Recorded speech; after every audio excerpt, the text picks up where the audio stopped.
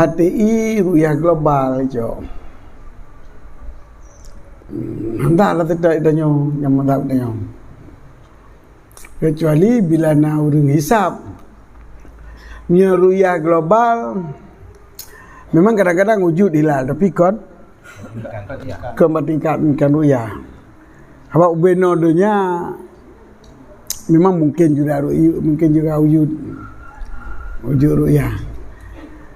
Sebab dunianya 2/3 tidak berpenghuni. Sekian luas dunia, 2/3 dunia tidak berpenghuni. Yang ini laut. Kutub utara, kutub selatannya yang nak udip beruang. Udip itu ngudip. Cuma pada bawah iklim kan.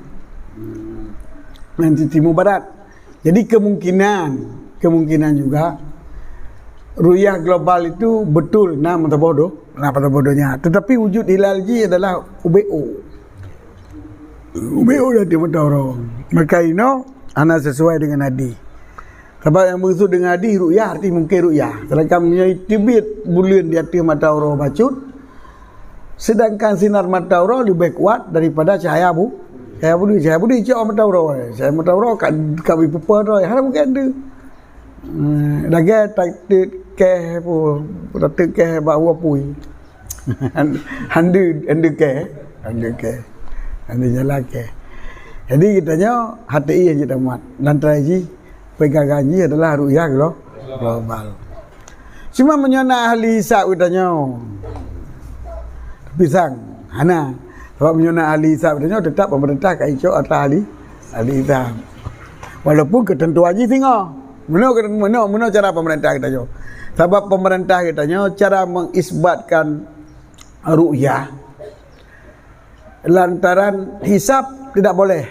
Hisab sepakat ulama tidak boleh untuk keputusan pemerintah. Yang wajib bagi pribadi. Mesti presiden periksa hisab kedua ji percaya hisab kedua wajib periksa ke rakyat lagi perintah. Di perintah umum haji hisab.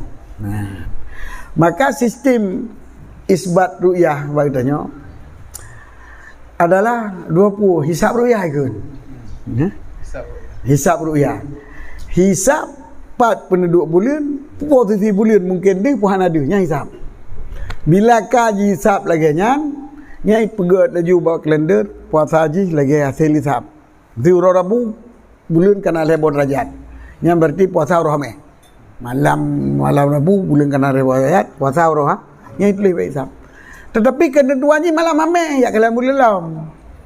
Sebab hanjit perintah dengan maka pada kalau bulan. Nah, menyonda ada bulan malam ame baru ikut pala jadi puasa tengah.